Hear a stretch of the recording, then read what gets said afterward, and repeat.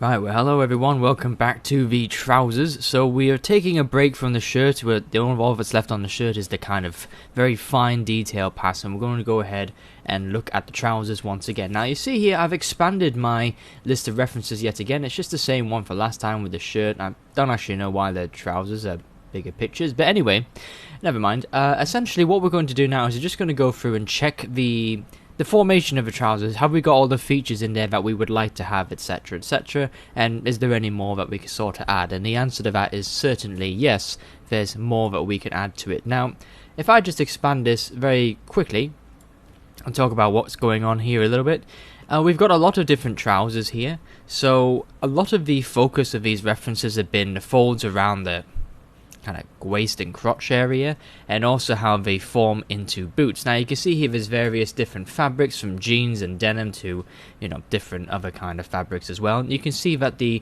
ruffles and the folds you sort of get flowing into the boot there are all quite, well, they're different. Some of them are quite large, like this one here. Some of them have got lots of creases all the way up, but some barely have a trace of creases here. But I think the nice middle ground here is this lady here stood in the olive drab kind of trousers there. And actually, if you cast your mind back to what kind of trousers that were probably available back in the cowboy days, or maybe when this was kind of set, if you like, somewhere in the past, you're not going to get trousers that are fine synthetic woven fabrics like these per se. You're going to get more like that, jeans and denim, and maybe some rough ones like this as well. Okay, so what's left to do is essentially we need to go ahead and we need to kind of put in the area where there would be like a zip kind of area. We need to do the belt loops, and of course we need to go ahead and add some pockets as well.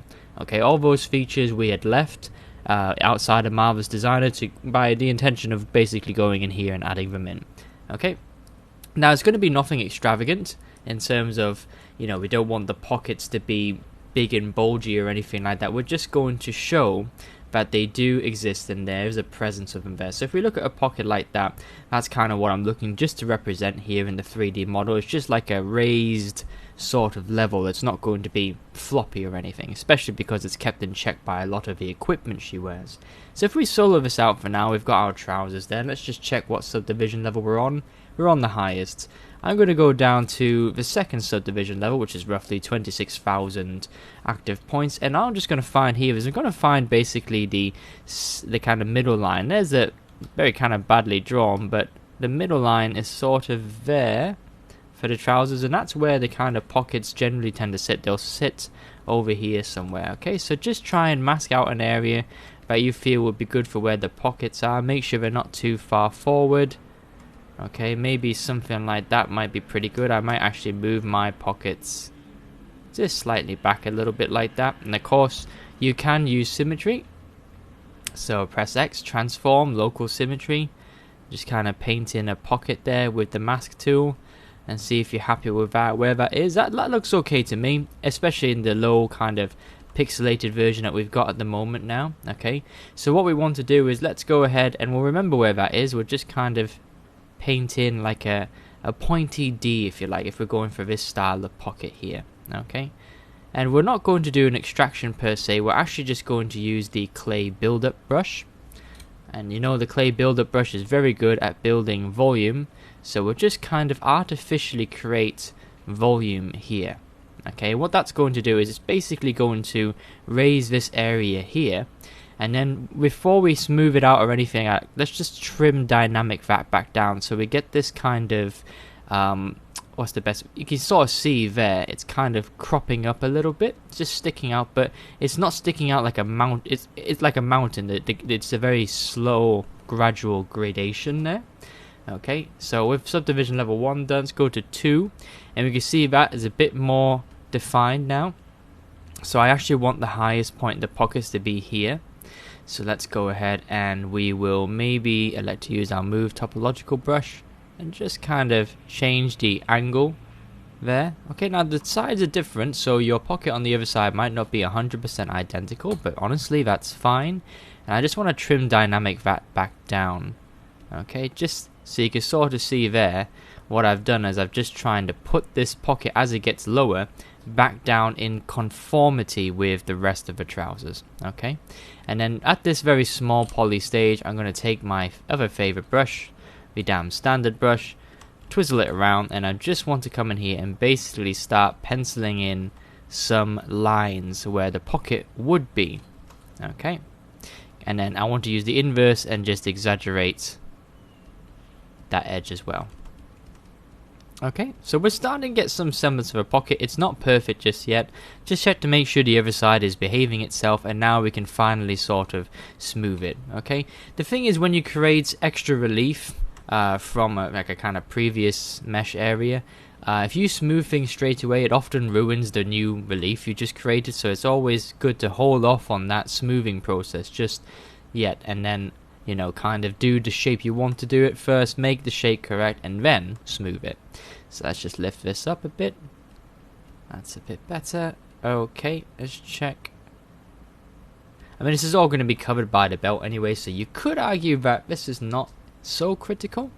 And now on the finer subdivision level, let's just smooth it a little bit and see what we've got. We've got a pretty good effect here. Going to go down standard brush, bring this intensity down, and I'm just going to flip it over.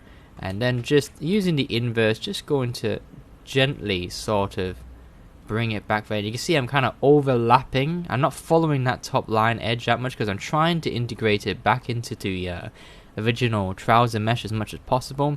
I don't want a complete point. I want a kind of curved point here. And I'm going to bring that in. And I'm going to try and raise the rest of the trousers up as well, just to kind of give that a bit more natural flow. Okay, so around here you can sort of use the damn standard brush to create an area there, so it looks a bit more integrated.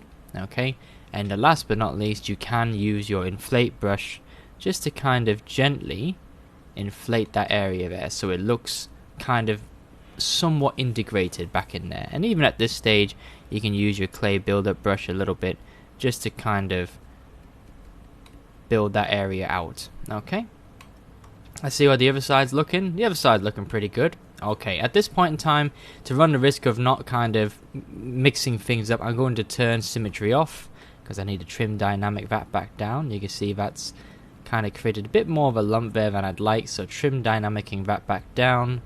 Fix that area for me. I'll come back to that in a minute. So what have we got here? Let's look at our folds.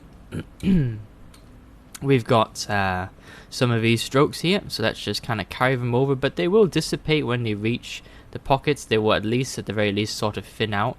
You can of course keep them, but they will sort of thin out as you get closer to the pockets. You can see here that they're going to be sort of, let's bring the intensity down, they're going to be sort of smaller folds by themselves. Okay, so you can go ahead and you can add some of them in.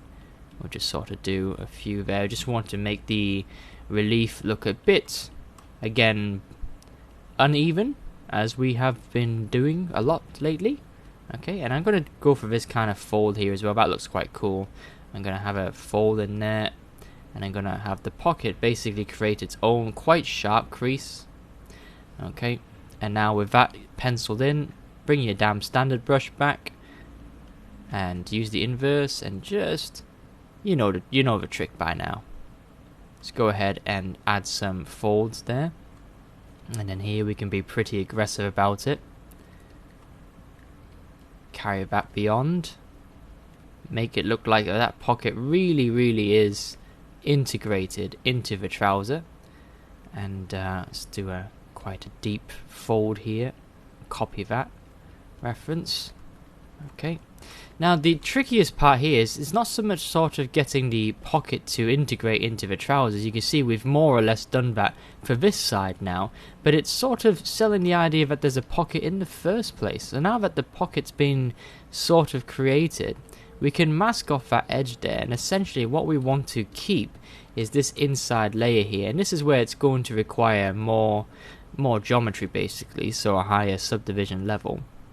Okay, we have yet to really break 1,000,000, and we're about to do that now, so just kind of get that area free there and mask off any area you don't want to kind of push inwards with, and we'll subdivide it yet again.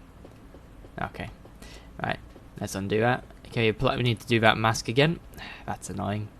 Okay, that's Okay, right. With the mask back in now, just kind of clear any particular part there, because I'm going to try and push this in now, but I do want to keep the edge of the pocket still visible.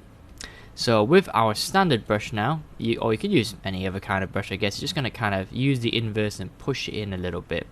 Okay, so you're going to create a kind of bit of depth this way. Okay, now you don't want to create too much depth, but you do want to give it the appearance that it is being sort of pushed in. Now, depending on how you've masked it up, your kind of edge of the pocket might have suffered a little bit, so smooth it out, and don't forget your damn standard brush is your best friend in a time like this. Just kind of heighten that back out again. Okay, and of course your pinch tool, it could be your other friend in this endeavor, so pinching it out just helps keep the pocket consistent, keeps that line in place. And last but not least, if you're not convinced with the depth you've got, you can use your damn standard brush a bit smaller and just kind of really kind of crease in the pocket there. Okay, but it shouldn't be, I don't think, anything more pronounced than something like that. If you're going for really pronounced pockets, I would sort of say that that's as far as you want to go. Now, it does depend, however, on what it is you're looking for and what kind of pockets you personally want to use. But for me, that's enough, because if we unsolo that now, you can see we've got the trace of the pocket there.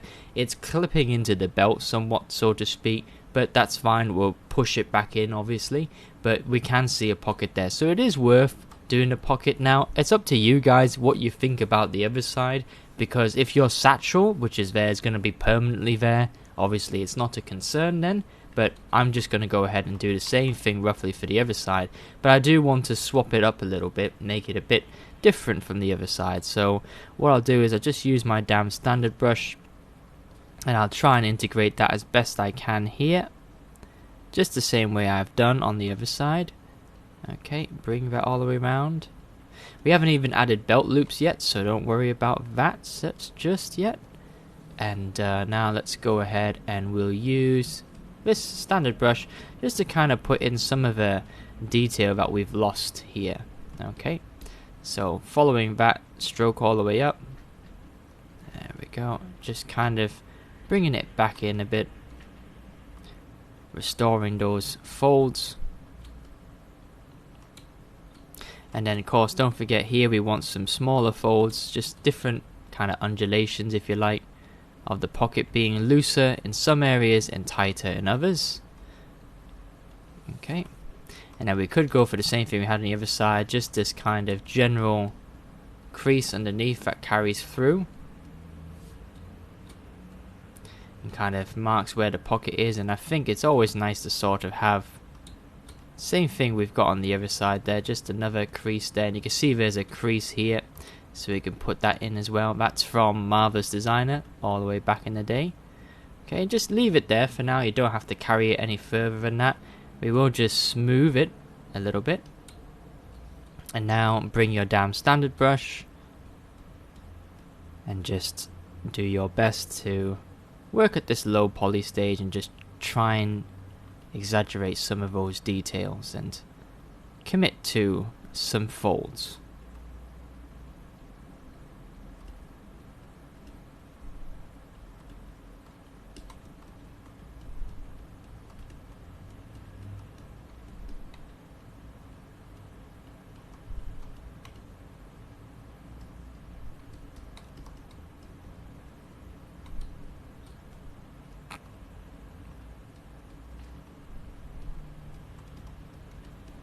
Okay, cool. Let's go over extra subdivision level again like we did on the other side. We'll just mask off that edge or that ridge for the pocket. And there we go.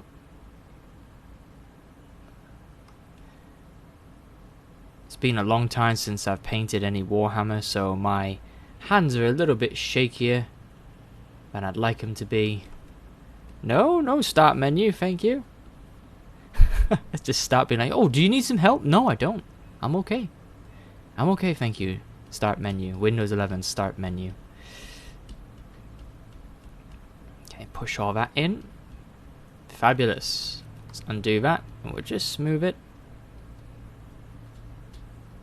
There we go. And take that damn standard brush, bring it back out, just thin out any part of the pocket edge which you feel you want to still. Okay. And now of course with this higher subdivision level we can come in and really sort of play in with these folds.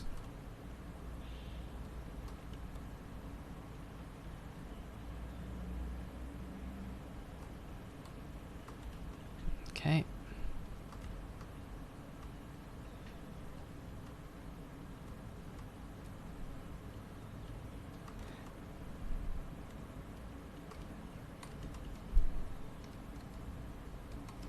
And don't forget, trim dynamic a little bit. Any parts that look particularly too round, and just trim that out.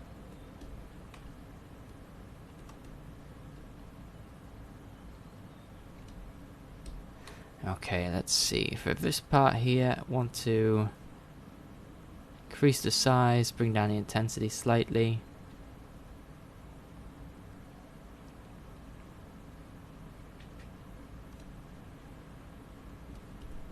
There we go. Okay. Alright. Okay, so there you go. If you get like little wobbly bits like this up here, don't worry about it, because really that's where the belt's going to be, so you're not even going to see that. But there you go. There's the pocket on the other side. Okay. And last but not least, I would be remiss to say that if we didn't sort of check it once over from this way, bring yourself down to a lower subdivision level and just check to see if the pockets look the way you want them to. So for me, I think I want to push the pocket back in a little bit. I definitely want to push it in under the belts. Okay, so having the widest part of the pocket, that's okay there. I'll just reduce that a little bit. This one looks fine. I don't mind the pocket sticking out like that. That's cool. But I do sort of, let's just mask this area off a little bit. I do want to kind of push it in a little bit more, like that. And okay, I only do that on the lower subdivision levels. I don't recommend you doing that on higher subdivision levels, obviously, because you'll be moving a lot of data, and you'll be creating folds that you didn't mean to create. Okay, something like that.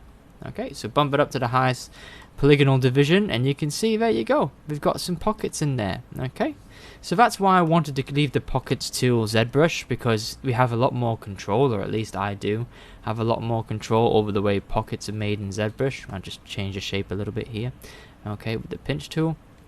Whereas as a Marvelous Designer, what I've often found is that if you create pockets in Marvelous Designer and bring them over, not only do you have to deal with potential seam lines that might end up not being kind of stitched together, and then it causes more of a headache in ZBrush, but it's also difficult to get the exact defined shape. So if you're going for a specific shape for your pockets and size and what have you, then, you know, for me in ZBrush is always sort of king rather than Marvelous Designer, because I can sculpt exactly what I want rather than trying to play with forces essentially in Marvelous Designer. Okay, right, so with that part done there, the pockets are good. I hope that was some good fun. That was quite fun for me. I think the next thing I'm going to do now is essentially establish where the belt line ought to be, so where we were kind of crafting into there, somewhat round there. Okay, and any kind of folds that will come off that, and depending on how long that takes, let's just address the whole kind of belt loopage situation where we're going to have the belt kind of thread through the different belt loops.